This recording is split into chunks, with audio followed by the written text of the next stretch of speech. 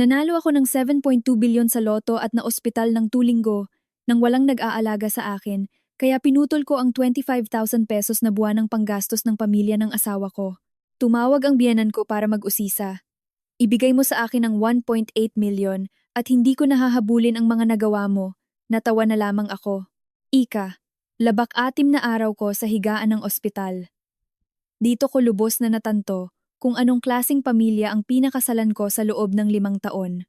Kalahating buwan ang nakalipas, matapos kong i-double check ang huling buwan ng transfer, para sa pamilya ng asawa ko ang pagpapadala ng 25,000 pesos na panggastos para sa buwang ito. Doon lang lumuwag ang aking sistema pagkatapos ng ilang taong matinding pagod.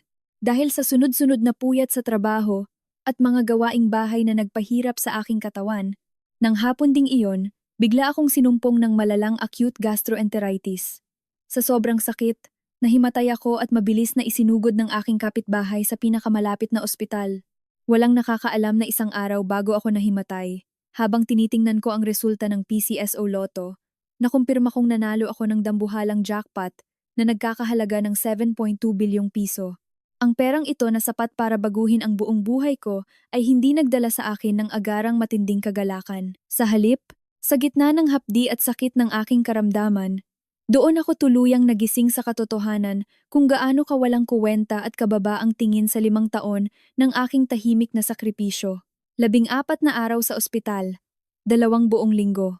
Ang cellphone ko ay tahimik lang na nakapatong sa ibabaw ng side table. Mabilang sa daliri kung ilang beses umilaw ang screen nito. Walang kahit isang tawag ng pangungumusta mula sa pamilya ng asawa ko. Walang kahit isang mensahe. Kahit ang asawa kong si Justin, pumunta lang noong unang araw matapos siyang tawagan ng kapitbahay namin. Nagmadali siyang pumunta. Nagbayad ng paunang deposito sa ospital.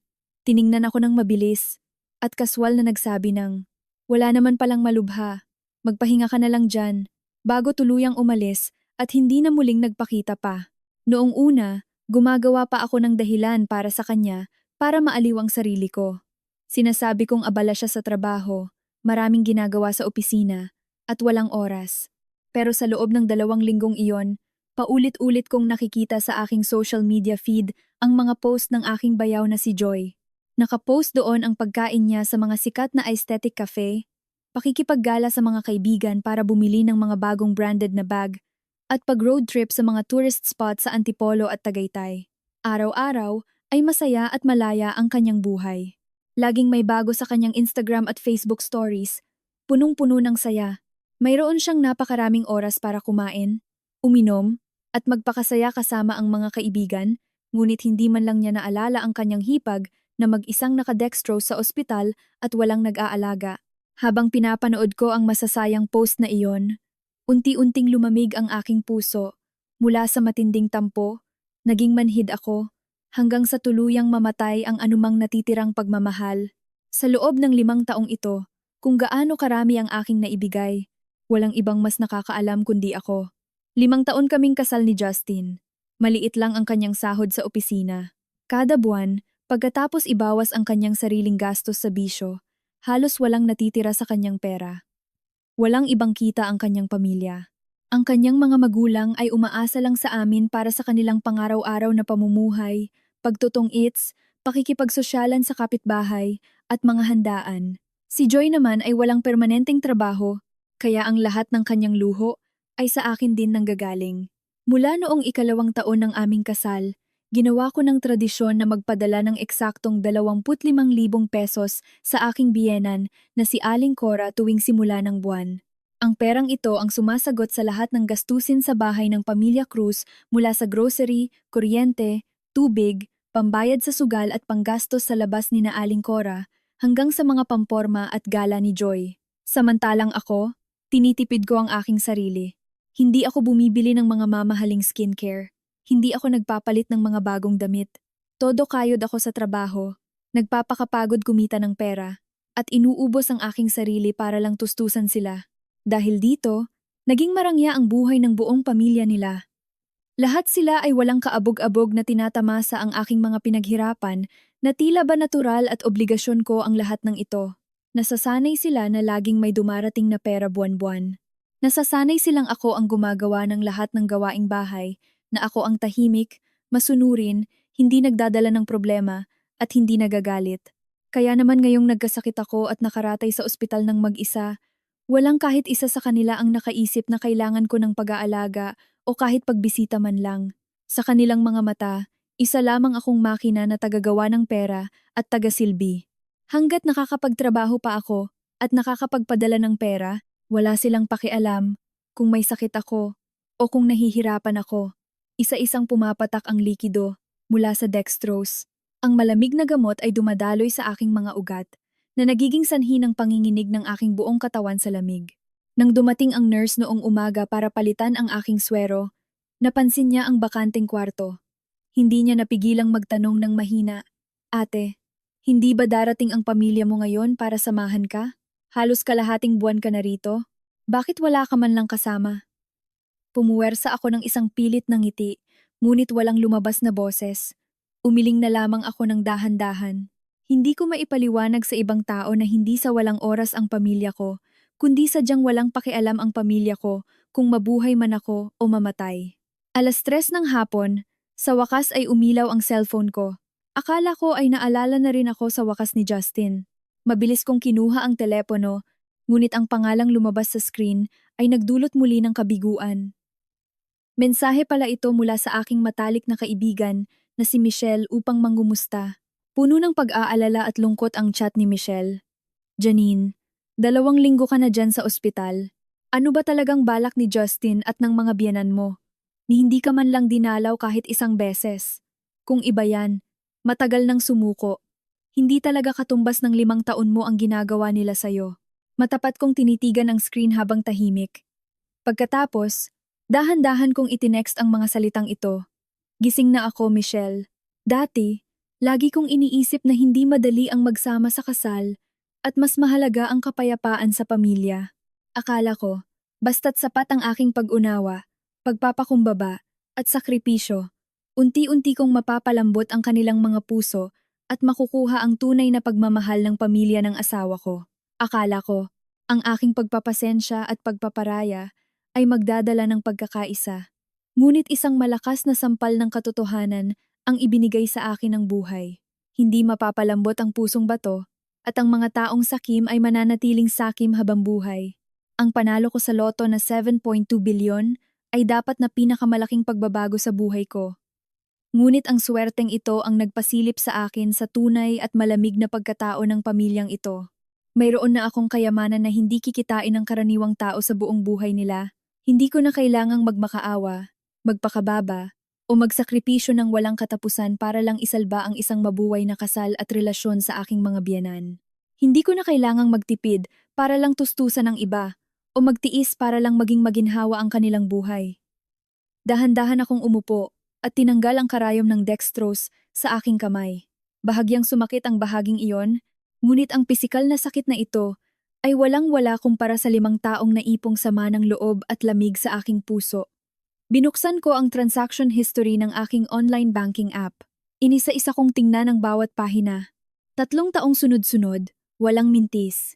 Kada buwan ay may regular na 25,000 pesos, umulan man o umaraw. Tuwing Pasko at Bagong Taon, nagbibigay pa ako ng karagdagang aginaldo para sa aking mga biyenan at binibilhan ng mga regalo si Joy. Ang mga mamahaling appliances sa bahay, mga handaan, at mga ambagan sa kamag-anak lahat ay galing sa bulsa ko. Ang perang naibigay ko sa pamilyang ito ay hindi ko na mabilang. Akala ko noon ay bahagi ako ng pamilyang ito na nag-aambag ako para sa sarili naming tahanan. Pero sa huli, naging isa lamang akong libreng ATM, isang libreng katulong at isang tuntungan para sa kanilang komportableng buhay. Tinatamasa nila ang aking mga sakripisyo, ngunit hindi nila ako kailanman itinuring na kapamilya.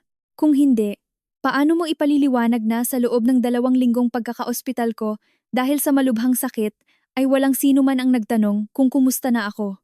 Ang sikat ng araw sa labas ay dumaan sa bintana at tumama sa aking kamay, mainit-init, ngunit hindi nito kayang tunawin ang aking pusong matagal nang nagyelo. Huminga ako ng malalim at pinindot ko ang auto-debit transfer settings sa aking banking app. Sa nakalipas na 3 taon, Nakaset ang automatic transfer tuwing unang araw ng buwan para ipadala ang 25,000 pesos na gastusin kay Aling Cora ng walang patid. Dati, natatakot akong magipit sila. Kapag pinutol ko ito, natatakot akong mapag-usapan ng mga kamag-anak na ako ay walang galang at masamang manugang. Natatakot akong maapektuhan ang pagsasama namin ni Justin. Kaya naman sa lahat ng bagay ay nagpaparaya at nagpapasensya ako. Ngunit ngayon, wala na akong anumang pangamba. Nang walang pag-aalinlangan, agad kong pinatay ang automatic transfer feature na 3 taon nang aktibo. Nang makumpirmang sarado na ito, walang kahit katiting na panghihinayang sa aking puso, kundi isang hindi mapapantayang kaluwagan. Dahil walang nag-alaga sa akin noong ako ay may sakit, ang pera ko ay wala ring obligasyong magpakain sa isang grupo ng mga malamig at makasariling estranghero. Hindi nila ako kinakaawaan, kaya bakit ko uubusin ang sarili ko para sa kanila? Dito na nagtatapos ang 5 taon ng aking pagpapakababa. Simula ngayong araw, ang 25,000 pesos na buwanang panggastos na iyon ay hindi na nila makikita kahit isang sentimo. Tahimik kong pinagmasdan ang screen ng aking telepono na may malinaw na isip. Alam kong sa pagkaputol ng perang ito, matatapos na rin ang marangya at komportabling buhay ng pamilya Cruz. Dahil nasanay silang gumastos ng malaki gamit ang aking pera, tiyak na mapapansin agad ni na Aling Cora at Joy ang pagbabagong ito sa lalong madaling panahon. Tiyak na susugod sila sa akin. Hindi nila pag-iisipan ang kanilang sariling kalamigan at kasakiman sa nakalipas na kalahating buwan. Sa halip, magagalit sila, sisisihin ako, at iisiping naghihiganti lang ako at nagiinarte. Sumandal ako sa ulunan ng kama at dahan-dahang ipinikit ang aking mga mata. Kalmado ang aking puso. Dati akong mabait, maunawain, at mapagparaya sa lahat ng bagay, ngunit ang isinukli sa akin ay lamig at pananamantala. Simula ngayon, itatabi ko na ang lahat ng aking awa at kabaitan. Hawak ko ang lakas ng loob mula sa 7.2 bilyong piso. Hindi ko na kailangang tumingin sa mukha ng iba para lang magparaya. Ang 5 taon ng aking nag-iisang panig na sakripisyo ay dapat nang tuluyang magtapos. Ang mga pagmamahal at init na ipinagkait sa akin, pati na ang lahat ng sama ng loob na aking tiniis, ay kukunin ko pabalik ng unti-unti. Araw ng aking paglabas sa ospital, makulimlim ang langit at walang kahit isang tao na sumundo sa akin.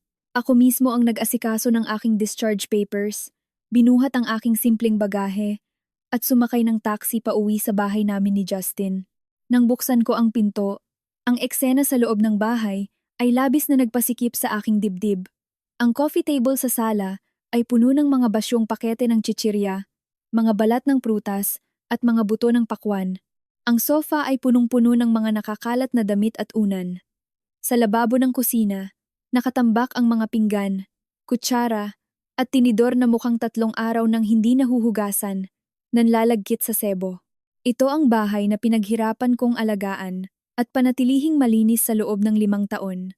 Habang 2 linggo akong nasa ospital, nakatira dito si Justin ngunit hindi man lang niya ako dinalaw at hindi rin niya nagawang maglinis ng bahay. Tuluyan na siyang nagpabaya. Noong nandito pa ako, palaging malinis ang bahay, mainit at masarap ang pagkain, at nakahain na ang lahat para sa kanila. Ngunit sa pag-alis ko, naging parang tambakan ng basura ang bahay na ito. Sa totoo lang, hindi naman sa hindi nila kayang mag-ayos ng buhay. Nasanay lang silang iasa ang lahat ng maliliit na bagay at sakripisyo sa aking mga balikat. Ibinaba ko ang aking maleta at tumayo sa gitna ng sala, habang pinagmamasdan ang gulugulong paligid ng walang anumang emosyon.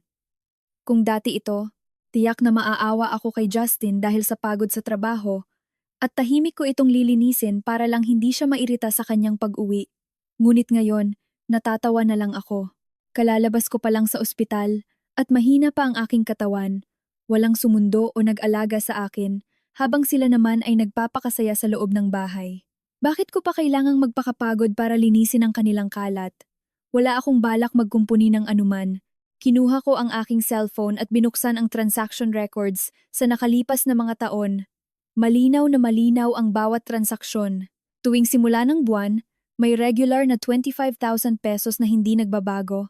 Sa loob ng 5 taon, ang kabuuang perang na ipadala ko sa kanila para sa panggastos, kasama na ang mga aginaldo tuwing may okasyon, mga tulong, mga binili kong gamit para kay Joy, at mga damit at bitamina para sa aking mga biyenan, ay lumampas na sa 1,000,000 piso. Ginamit ko ang perang pinaghirapan ko sa aking trabaho para tustusan ang marangyang buhay ng buong pamilya Cruz. Si Aling Cora ay hindi kailangang magtrabaho. Naglalaro lang siya ng tong-its tuwing umaga, naglalakad-lakad sa hapon, at nagzuzumba sa gabi, kasama ang mga kapitbahay.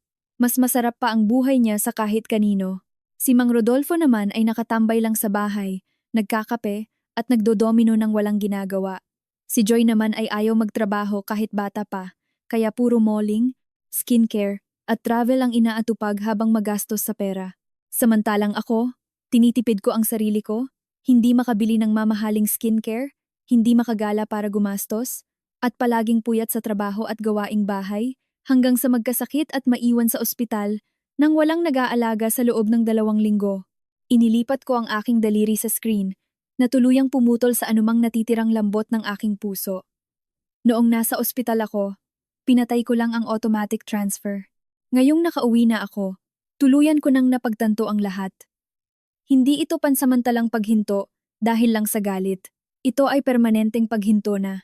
Simula ngayon, ang panggastos, pagkain, at luho ng buong pamilya Cruz ay hindi na makakakuha kahit isang duling na sentimo mula sa akin. 6:00 ng gabi, narinig kong umikot ang susi sa pinto. Nakauwi na si Justin. Pumasok siya sa bahay, at ang unang ginawa niya ay hindi ang tingnan kung mabuti ba ang lagay ko o kung paano ako nakauwi, kundi ang sumulyap sa paligid ng nakakunot ang noo at may tono ng reklamo. Bakit ang gulo ng bahay? Kalalabas mo lang ng ospital. Bakit hindi mo man lang ito nilinis? Ang sakit sa mata tingnan. Nakatayo ako sa aking pwesto, habang pinagmamasdan ang kanyang pagiging mapagmataas. Pakiramdam ko ay estranghero siya, at lalong lumamig ang aking puso. Kalmado akong sumagot. Kalalabas ko lang ng ospital. Hindi pa ganap na maayos ang pakiramdam ko, kaya hindi ko kayang maglinis. Hinubad ni Justin ang kanyang jacket, at basta na lamang itinapon sa sofa habang walang pakialam na nagsalita nang may inis. Ano ba namang kaartehan yan? Gastroenteritis lang naman, at ilang araw sa ospital. Hindi naman malubhang sakit. Sabi nga ni Mama, nag-iinarte ka lang daw at gumagawa ng eksena. Ang mga salitang iyon ay tuluyang sumira sa huling piraso ng aking pag-asa sa kanya. 2 linggo akong nasa ospital. Tinitiis ang matinding sakit, hindi makatulog gabi-gabi, mag-isang nagpapasaksak ng swero, at umiinom ng gamot. Hinarap ang lahat ng lungkot ng mag-isa. Ngunit sa kanilang paningin, ang lahat ng aking paghihirap ay isa lamang kaartehan at paggawa ng eksena. Tiningnan ko siya, kalmado ngunit malamig ang aking boses. 14 na araw akong nasa ospital. Pumunta ka ba kahit isang beses? Tinawagan mo ba ako kahit isang beses? May kahit isang text ka ba? Natigilan si Justin sandali, ngunit agad na nagpakita ng walang pakialam na mukha at nagkibit balikat. Abala ako sa trabaho, overtime araw-araw. Paano ako magkakaroon ng oras? Tsaka may mga doktor at nurse naman doon para mag-alaga sa'yo. Ano namang mangyayari sa'yo? Sabi nga ni Mama, malakas naman ang resistensya mo. Hindi na dapat pinalalaki ang maliliit na sakit. Huwag ka namang masyadong maarte. Tsaka, hindi ba ako naman ang nagbayad ng paunang deposito mo sa ospital? Ano pa bang gusto mo? Gusto mo bang paligiran kita araw-araw? Habang pinakikinggan ko ang kanyang mga dahilan, bigla akong napangiti. Wala siya sa buong panahon ng aking paghihirap. At sa pagbabayad lang ng paunang deposito noong unang araw, ay pakiramdam niya ay ginawa na niya ang lahat ng kanyang tungkulin. At ngayon, ako pa ang lumalabas na walang pakundangan at maarte. Mahina kong sinabi, abala ka? Sobrang abala mo na wala ka man lang isang minutong oras para tumawag? Kaya pala gabi-gabi kang naglalaro ng Mobile Legends dito sa bahay sa nakalipas na 2 linggo at noong weekend naman ay sinamahan mo pa si Joy na mag-shopping, trabaho pa rin ba yon? Agad na nanigas ang mukha ni Justin, umiwas ang kanyang tingin at biglang naging agresibo ang kanyang tono upang ibaling sa akin ang sisi. Sandali lang naman akong nag-relax.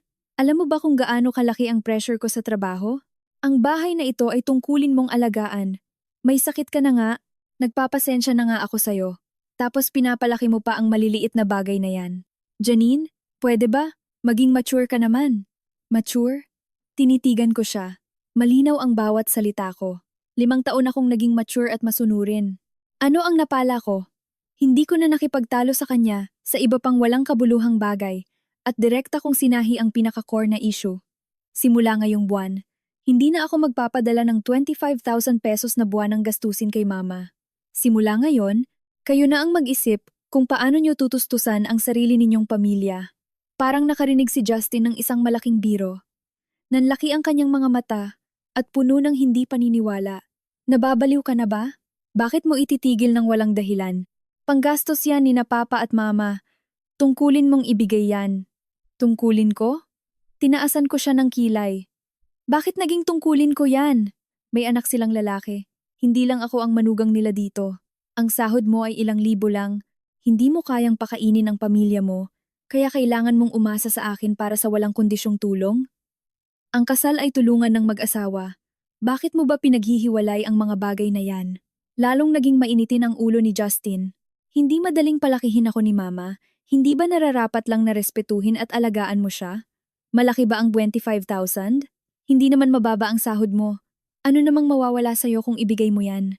Hindi nga mababa ang sahod ko, pero ang pera ko ay para lang sa sarili ko. Hindi para buhayin ang buong pamilya mo. Matatag ang aking paninindigan.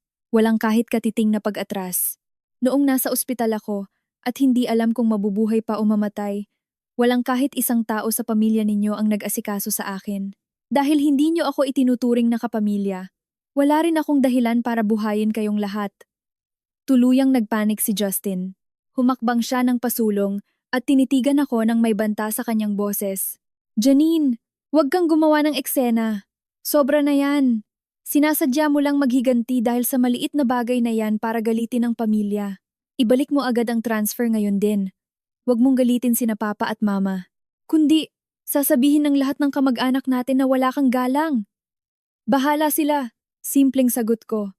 Dati, takot na takot akong mapag-usapan ng mga kamag-anak, pinakamahalaga sa aking reputasyon at gusto kong panatilihin ang kapayapaan sa pamilya. Kaya naman nagpaparaya ako sa lahat ng bagay. Ngunit ngayon, hawak ko ang 7.2 bilyong piso. Wala akong pakialam sa opinyon ng mga walang kuwentang tao na ito. Kung sino man ang gustong mag-usap, mag-usap sila. Kung sino man ang gustong manisi, manisi sila. Hindi ko na kailanman papahirapan ang aking sarili para lang sa tinatawag na delikadesa o reputasyon. Nang makita ni Justin na hindi niya ako kayang pasunurin, namutla siya sa galit ngunit wala siyang magawa. Kaya naman nagbanta na lamang siya nang may panggigigil. Sige, gusto mong gumawa ng gulo, di ba? Humanda ka, dahil tiyak na hindi ka palalampasin ni mama. Kung ititigil mo ang panggastos, paano na sila mamumuhay? Paano nagagastos ang kapatid ko? Piniputol mo ang kabuhayan ng pamilya namin. Habang pinagmamasdan ko ang kanyang makasarili at mangmang na mukha, tuluyan nang nawalan ng emosyon ang aking puso. Naging komportable sila sa loob ng 5 taon, kaya naman naging tamad na sila at walang alam gawin. Ang paglalaro ni na Aling Cora at ang walang katapusang paggasta ni Joy ay umaasa lang sa aking buwanang pera. Kapag pinutol ko ang tulong na ito, tiyak naguguho ang kanilang marangyang buhay. Ngunit lahat ng ito ay nararapat lang sa kanila. Malamig kong sinabi. May mga kamay at paa sila. Kaya nilang magtrabaho at kumita ng pera. Bakit sila aasa sa akin habang buhay? Wala akong obligasyong konsintihin ang katamaran at kasakiman ng pamilya ninyo. Sa sobrang galit, mabilis na huminga ang dibdib ni Justin. Kinuha niya ang kanyang cellphone at nagpadala ng voice message sa kanyang ina para magsumbong habang nagdaragdag ng mga kwento. Ma, nababaliw na si Janine. Nag-iinarte siya at sinabing hindi na raw siya magpapadala ng pera sa'yo kailanman. Sinasadya niyang kalabanin ang pamilya natin. Pinagmasdan ko ang kanyang isip bata at kakatwang kilos habang tahimik kong inililigpit ang aking mga gamit. Alam kong simula pa lamang ito.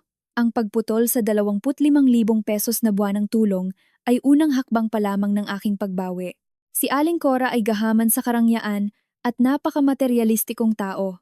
Kapag nalaman niyang tuluyan nang naputol ang kanyang siguradong kita, tiyak na hindi siya tatahimik. Hindi niya pag-iisipan ang sarili niyang kalamigan sa nakalipas na kalahating buwan, kundi iisipin niyang sinasadya kong maghanap ng gulo at lumaban sa nakatatanda. Sa lalong madaling panahon, tiyak na tatawag siya para magalit at mag-usisa, ngunit handa na ako sa lahat ng bagay.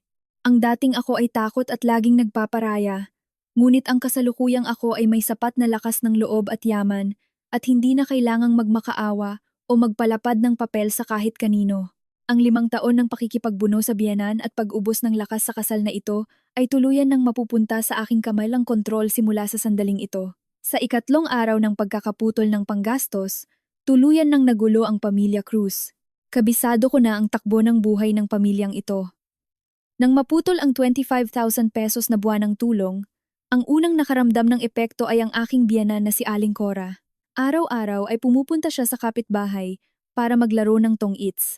Bukod sa pambayad sa laro, kailangan din niyang makipag-ambagan sa kainan at makipagpaligsahan sa mga kasama niya, kaya wala talaga siyang naiipong pera. Ang aking bayaw naman na si Joy ay wala ring kahit isang duling na sentimo. At ang kanyang pangaraw-araw na gastos ay umaasa lang sa ibinibigay ng kanyang ina. Sa madaling salita, ang kanilang panggastos ay nakatali sa aking ipinapadala. Noong buwan-buwan akong nagpapadala ng regular, nagagawa nilang gumastos ng walang habas. Ngunit ngayong 3 araw nang naputol ang tulong, agad silang nagipit. Matapos ang pakikipagtalo sa akin ni Justin noong isang araw nang walang nangyari, umuwi siya para magsumbong. Ngunit walang sino man sa pamilya niya ang lumapit sa akin para makipag-usap, humingi ng tawad, o magpakita ng pag-aalala. Mula simula hanggang sa huli, ang pera lang ang inaalala nila. Sa mga araw na nagpapahinga ako sa bahay, binigyan ako ni Justin ng matinding silent treatment. Hindi siya nakikipag-usap, hindi nagluluto, at hindi ako pinapansin. Na tila ba may nagawa akong malaining kasalanan at kailangan akong isolate ng buong pamilya.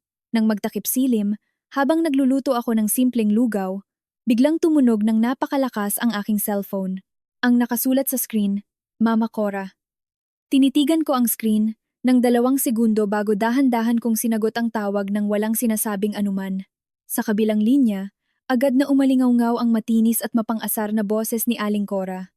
Walang pangungumusta, walang pag-aalala, kundi direkta at sunod-sunod na mura at sigaw ang sumalubong sa akin. Janine, anong akala mo sa sarili mo?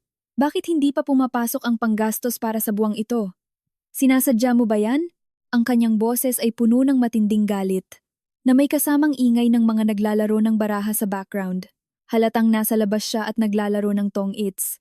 At dahil natatalo siya sa sugal kasabay ng pagkaputol ng pera ko, ibinubuhos niya sa akin ang lahat ng kanyang init ng ulo. Kalmado ang aking tono.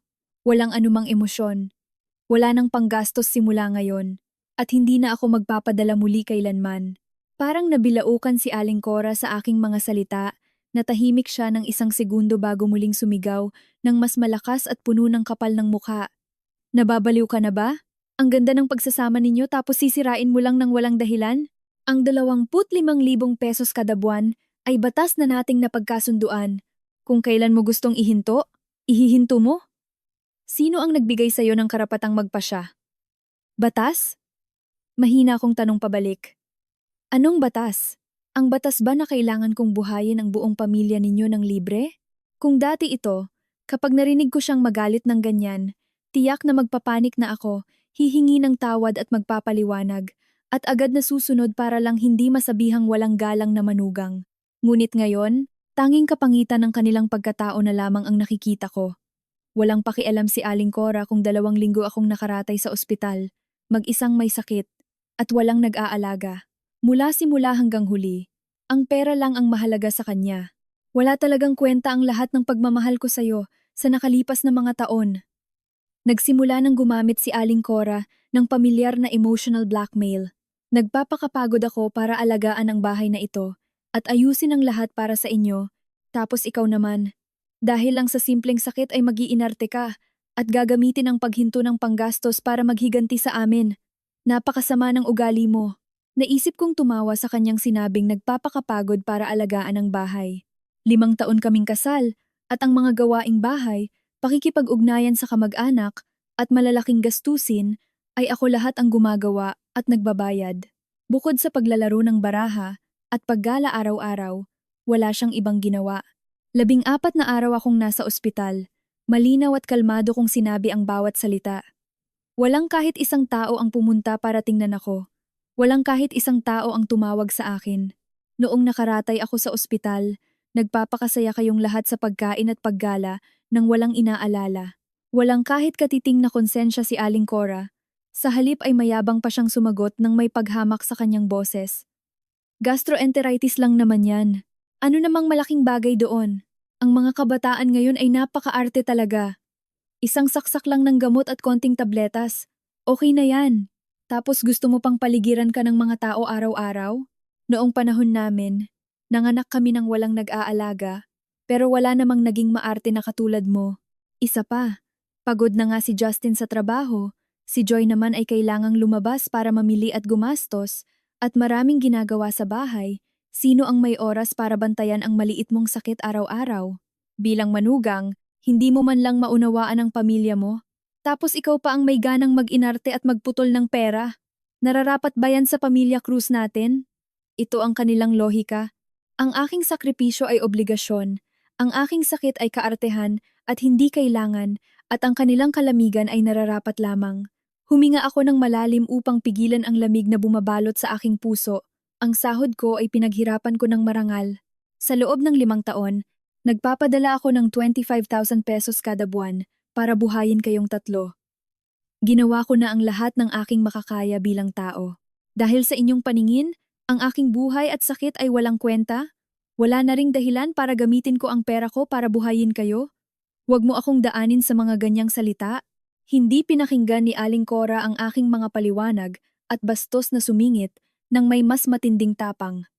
Wala akong pakialam sa mga dahilan mo. Ang pera ngayon ay kailangang maibigay sa akin. Ipadala mo na ang panggastos para sa buwang ito ngayon din upang matapos na ito. Kung hindi, hindi kita tatantanan. Tahimik kong sumagot. Hindi ko ipadadala.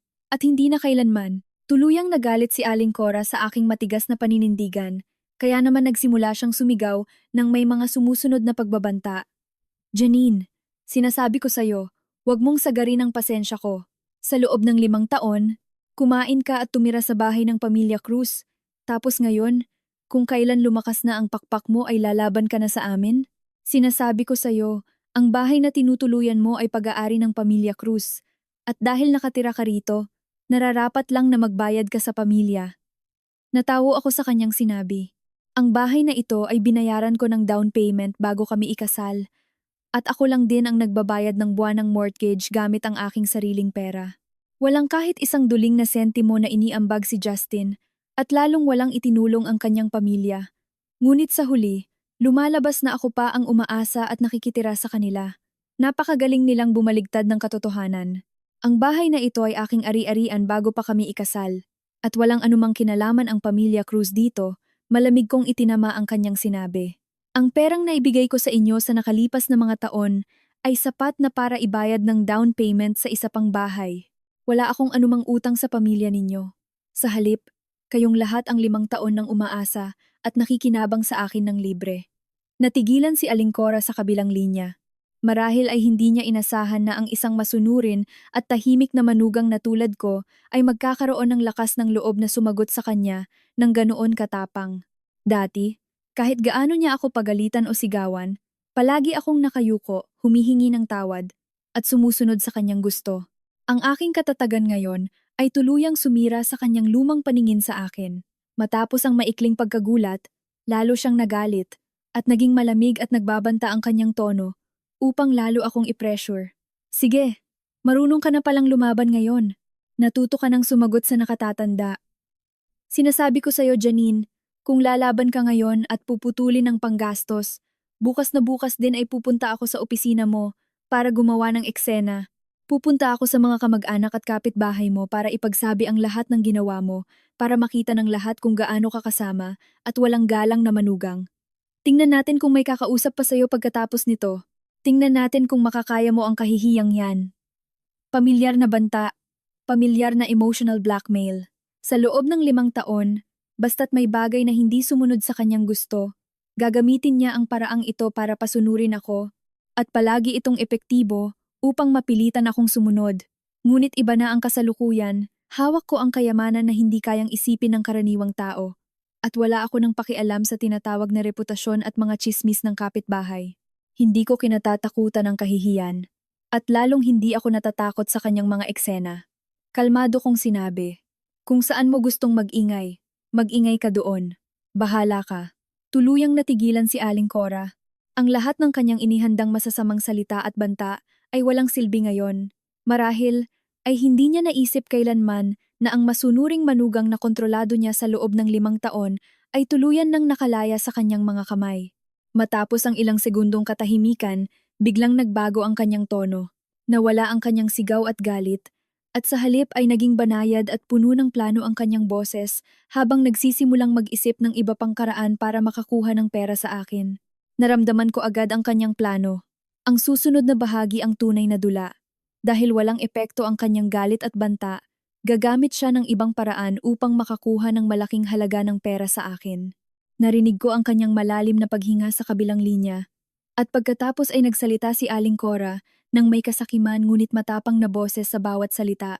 Dahil talagang determinado kang putulin ang panggastos. Sige, payag ako. Pero kailangan mo akong bayaran ng 1.8 milyong pesos. Kapag naibigay mo ang perang ito, simula ngayon, kung magpapadala ka man ng pera o hindi, o kung rerespetuhin mo ako o hindi, wala na akong pakialam sa'yo. Hindi ko nahahabulin ang mga nakaraang bagay. At patas na ang account nating dalawa bilang biyenan at manugang. Nang marinig ko ang halagang 1.8 milyong pesos mula sa bibig ni Aling Cora, hindi man lang ako nagalit. Sa halip, nakaramdam ako ng matinding kapangitan at kakatuwang bagay. Mukhang itinuturing niya talaga akong isang walang katapusang ATM na pwedeng hingan ng milyong piso nang walang pag-aalinlangan sa kung ano ang halagang iyon habang binabalewala ang 5 taon ng aking walang patid na tulong at sakripisyo. Natahimik ang kabilang linya sandali.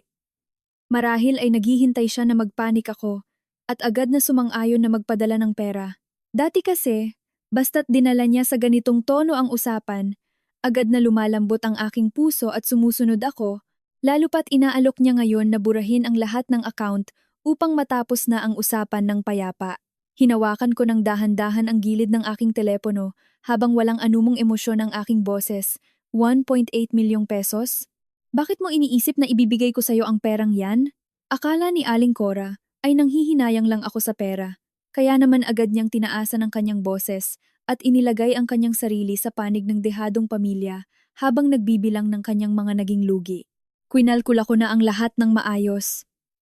Sa nakalipas na 5 taon, nagpapadala ka ng 25,000 pesos kada buwan na may kabuuang 300,000 pesos kada taon. Sa loob ng 5 taon, iyan ay eksaktong 1.5 milyong pesos. Hindi na ako hihingi ng higit pa. Ang labis na 300,000 pesos ay kabayaran na lang sa aking pagod at pag-aalaga sa bahay na ito sa nakalipas na 5 taon, kasama na ang mga pangaraw-araw na gastos ni Joy na ibinigay mo sa kanya. Ang 1.8 milyong pesos ay sapat na para maging patas ang lahat. Napakagaling niyang magkwenta ng kanyang sariling bersyon ng katotohanan, ngunit sinasadya niyang burahin ang lahat ng mahahalagang bagay na pabor sa akin. Hindi ko napigilang sumingit sa kanyang sinabi. Ang 25,000 pesos kada buwan sa loob ng 5 taon ay kusa kong ibinigay para sa gastusin sa bahay. Ang mga aginaldo tuwing Pasko, ang mga damit at gamot na binili ko para sa inyo, ang bagong cellphone at mga bag na binili ko para kay Joy, wala akong hininging kapalit para doon. Pero naisip mo ba kung paano nyo hinarap ang 2 linggo kong pagkakaospital? Walang kahit isang tao sa inyo ang nagpakita ng pagmamahal o nag-asikaso sa akin. Magkano ba ang halaga ng pagmamahal na yan? Tumawa ng malakas si Aling Cora nang may paghamak at kalamigan sa kanyang boses. Ang pamumuhay ay tungkol sa totoong pera, hindi sa pagmamahal. Ngayon, dahil pinutol mo ang panggastos ng walang pasabi, nagkasala ka sa Pamilya Cruz natin. Ang pagbibigay ng 1.8 milyong pesos na kabayaran ay natural lamang. Kapag pumasok na ang pera sa bank account ko, hindi ko nahihingin ang panggastos mo muli at hindi na ako pupunta sa opisina at kamag-anak mo para mag-ingay. Magkakaroon tayo ng kanya-kanyang buhay. At hindi ko natatalakayin ang kawalan mo ng galang sa amin noong nakaraan. Hahabulin? Nakuha ko ang salitang ginamit niya at mahina kong tinanong pabalik. Ano ang hahabulin mo sa akin? Ang pagkakaroon ko ba ng sakit at hindi pagbibigay ng pera sa inyo? O ang paghinto ko sa walang katapusan ninyong pagtustos sa buong pamilya ninyo? Huwag mo akong daanin sa ganyang mga salita. Naiinis na sumigaw si Aling Cora. Inilagay ko na ang aking mga kondisyon dito. 1.8 milyong pesos para matapos na ang lahat.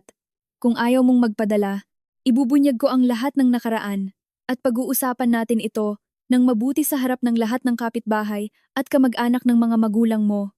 Sasabihin ko sa kanila kung paano mo kinontrol ang pamilya ng asawa mo pagkatapos mong magkapera, kung paano ka nagbago ng ugali, at kung paano mo ginamit ang sakit mo para takutin ang mga nakatatanda sa pamamagitan ng paghinto ng pera. Narinig ko ang ingay ng mga baraha sa kabilang linya. Habang humihingi siya ng ₱1,000,000 sa akin, iniisip pa rin niya ang kanyang laro ng tong-its. Halatang ang aking sama ng loob at sakit ay walang anumang halaga sa kanya. Ang pera at sariling kaligayahan lamang ang pinakamahalagang bagay sa kanyang buhay. Gusto kong itanong sa'yo, dahan-dahan kong sinabi ang bawat salita ko upang sirain ang kanyang plano. Sa loob ng 5 taon, walang kahit isang sentimo na ibinigay si Justin para sa gastusin sa bahay. Lahat ng panggastos ay galing sa akin. Si Joy naman ay walang permanenteng trabaho at ang kanyang pambili ng damit, pagkain sa labas, at pag-road trip ay ako lahat ang nagbabayad bukod pa sa regular na panggastos ninyo. Tuwing natatalo ka sa sugal, humihingi ka sa akin ng pambayad ng walang pasabi.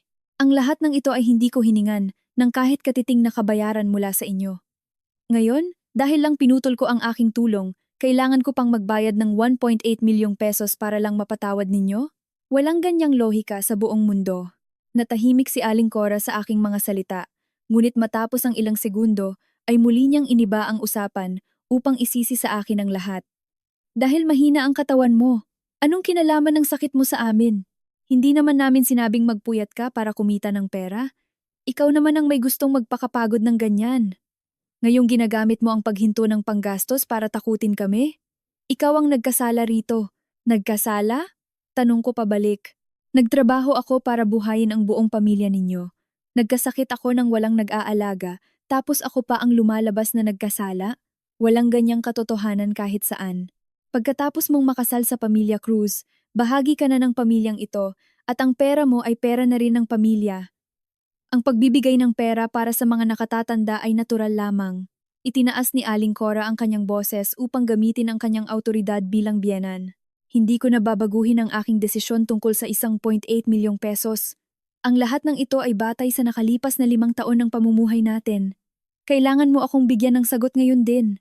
Ang pera ko ay hindi kailanman naging pera ng pamilya Cruz. Malinaw ang bawat salita ko. Ang bahay na ito ay binayaran ko ng down payment bago kami ikasal. At ang mortgage ay ako lang din ang nagbabayad. Si Justin ay may sahod sa loob ng 5 taon ngunit ang dinala niya sa bahay na ito ay hindi umabot sa 20,000 pesos. Ang lahat ng appliances, handaan, at tulong sa pamilya ay ako lahat ang nagbabayad. Wala akong utang sa pamilya Cruz at lalong wala akong obligasyong magbigay ng 1.8 milyong pesos para lang mabusog ang kasakiman mo. Narinig ko ang boses ni Joy sa kabilang linya na sumisingit ng may matinis na boses. Ate, napakadamot mo naman. Ang 1.8 milyong pesos ay hindi naman mahirap para sa'yo. Kapag hindi mo ibinigay yan, bukas na bukas din ay pupunta kami sa opisina mo para ipahiya ka sa harap ng boss at mga kasamahan mo. Tumahimik ka. Malamig kong pinutol ang boses ni Joy bago muling hinarap si Aling Cora. Kinukonsinti mo ang katamaran ng anak mo na may edad na 25, ngunit ayaw magtrabaho ng maayos at umaasa lang sa pera ko para sa kanyang mga luho. May kakayahan ka namang magtrabaho ngunit mas gusto mong maghapon sa sugalan para magpakasaya habang ang lahat ng hirap ay iniatang mo sa akin ng mag-iso. Kusang loob akong nagsakripisyo sa loob ng 5 taon, ngunit ang taming nakuha ko lang ay ang kawalan ninyo ng pakialam sa akin kahit nagkasakit ako. Nang makita ni Aling Cora na hindi niya ako kayang takutin gamit ang galit at banta, nagsimula ng manginig ang kanyang boses, ngunit ayaw pa ring bitawan ang pera. Kung iniisip mo na masyadong malaki ang 1.8 milyong pesos, pwede nating pag-usapan yan. Pwede nating bawasan ng konti, pero kailangang may maibigay ka pa ring kabayaran. Hindi pwedeng basta-basta mo na lang ihinto ang panggastos at hayaan kaming magutom. Hindi na kailangang pag-usapan pa, direkta kong pinutol ang kanyang huling pag-asa. Walang kahit isang sentimo na makukuha sa akin muli. Ang 25,000 pesos na buwan ng panggastos ay tuluyan ng natapos, at ang tinatawag mong kabayaran ay huwag mo nang pangarapin muli. Janine, talagang gusto mong sagarin ang lahat? Sumigaw si Aling Cora nang may kasamang iyak upang magpaawa. May edad na ako at marami ng sakit sa katawan. Kapag pinutol mo ang pera, paano na ako bibili ng gamot at magpapatingin sa doktor? Kaya mo bang makita kaming mag-asawa na naghihirap ng ganito? Ang pambili ng gamot at pagpapasuri sa doktor ay tungkulin ng anak mong si Justin na ibigay, Malamig kong sinira ang kanyang drama. Si Justin ay anak mo, at ang pag-aalaga sa mga magulang ay kanyang responsibilidad. Hindi ko tungkulin bilang manugang ng mag-isa. Sa nakalipas na 5 taon, dinala ko ang lahat ng hirap para sa kanya dahil sa aking kabaitan, ngunit hindi ibig sabihin nito na dadalhin ko ito habang buhay. Maliit lang ang sahod ni Justin, paano niya kami mabubuhay? Maliit ang sahod? Pwede siyang mag-overtime o maghanap ng part-time na trabaho. Napakaraming karaniwang tao sa mundo ang nagpapakapagod para buhayin ang kanilang pamilya. Walang sinumang pamilya na tulad ninyo ang walang kaabog-abog na umaasa sa sahod ng manugang para mabuhay ng marangya. Huminto ako sandali bago sabihin ang lahat ng sama ng loob na nakatago sa aking puso sa nakalipas na mga taon. Noong nasa ospital ako sa nakalipas na 2 linggo, nilalagnat ako at masakit ang buong katawan ko. Ngunit kailangan ko pa ring piliting tumayo para kumuha ng gamot sa nurse station dahil walang sinumang mag-abot sa akin ng kahit isang basong tubig. Sa sandaling iyon, walang sinuman sa inyo ang nag-alala sa akin. Kahit gaano pa kalaki ang sahod ko, isa lamang akong karaniwang tao na nagkakasakit at nasasaktan din. Ngayon naman, gagamitin mo ang sakit at katandaan mo para hingan ako ng pera. Napakagaling mong gumawa ng dobleng pamantayan. Nang makita ni Aling Cora na hindi gumagana ang kanyang galit, pagpaawa, at emotional blackmail, tuluyan nang naging malamig ang kanyang boses.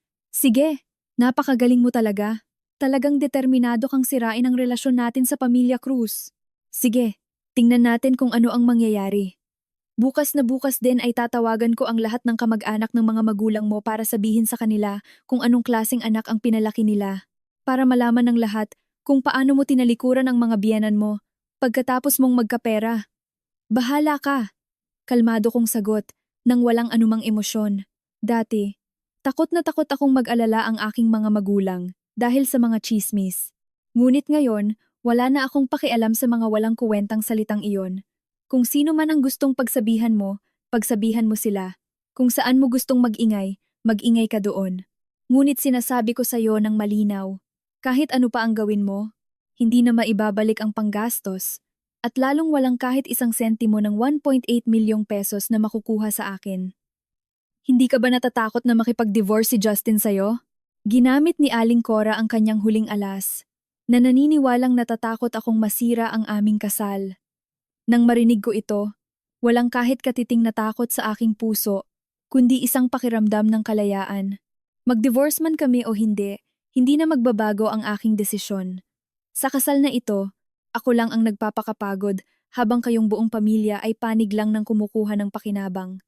Ang hindi pantay na relasyon na ito ay dapat na ring tapusin. Kung nais ni Justin na maghiwalay kami dahil lamang sa hindi ko na kayo binibigyan ng walang katapusang pera, ibig sabihin ay wala na ring dahilan para ipagpatuloy pa ang kasal na ito.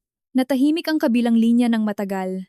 Marahil ay hindi inasahan ni Aling Cora na wala na akong pakialam kahit sa divorce namin ni Justin. Ang lahat ng kanyang hawak na alas laban sa akin ay tuluyan nang nawalan ng silbi sa sandaling ito. Matapos ang ilang sandali, nagsalita siya ng may panggigigil. Sige, humanda ka. Dahil hindi ko ito tatantanan ng ganito lang. Hihintayin ko, kalmado kong sagot, bago tuluyang ibinaba ang tawag.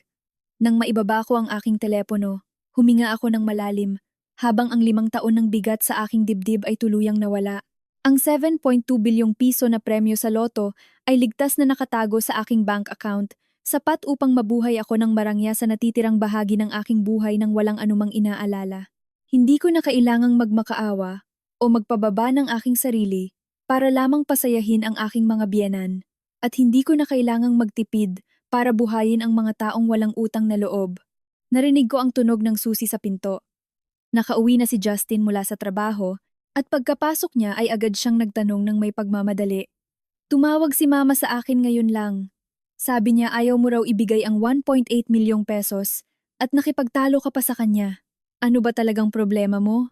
Bakit hindi mo na lang ibigay ang perang yan para maging tahimik ang lahat? Tiningnan ko siya ng diretsyo.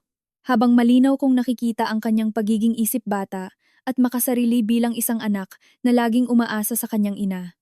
Mahina kong sinabi, hindi ko ibibigay ang perang yan. At simula ngayon, ang lahat ng gastusin sa bahay na ito ay ikaw na ang magbayad. Kung talagang gusto mong kumampi sa pamilya mo, Mag-set tayo ng oras para pag-usapan ang divorce natin. Namilog ang mga mata ni Justin sa pagkagulat at gusto pa niyang magsalita, ngunit hindi ko na siya pinakinggan. Tumalikod ako patungo sa aking kwarto at isinara ang pinto. Dati, palagi kong iniisip ang kapayapaan sa pamilya, kaya naman palagi akong nagpaparaya at sumusunod sa kanila. Ngunit ang tanging nakuha ko lang sa huli ay ang kalamigan at kawalan ng pakialam noong nagkasakit ako. Ngunit ngayon, hawak ko ang lakas ng loob at sapat na yaman upang hindi na magpasailalim sa kahit kanino. Ang kasakiman at kalamigan ng pamilya Cruz, kasama na ang kawalan ng pakialam ni Justin, ay malinaw na malinaw sa aking paningin. Ang 25,000 pesos na buwan ng panggastos ay tuluyan ng natapos at ang 1.8 milyong pesos na hiningi nila ay hindi ko ibinigay kahit isang sentimo. Ang kanilang kapangitan at kasakiman sa tawag na iyon ay tuluyan ko ng sinira gamit ang aking malamig na tawa. Sa natitirang bahagi ng aking buhay, mabubuhay na ako para sa aking sarili. At ang mga taong umubos ng aking lakas at nagpabaya sa akin ay hindi na kailanman makakakuha kahit isang duling na sentimo mula sa akin.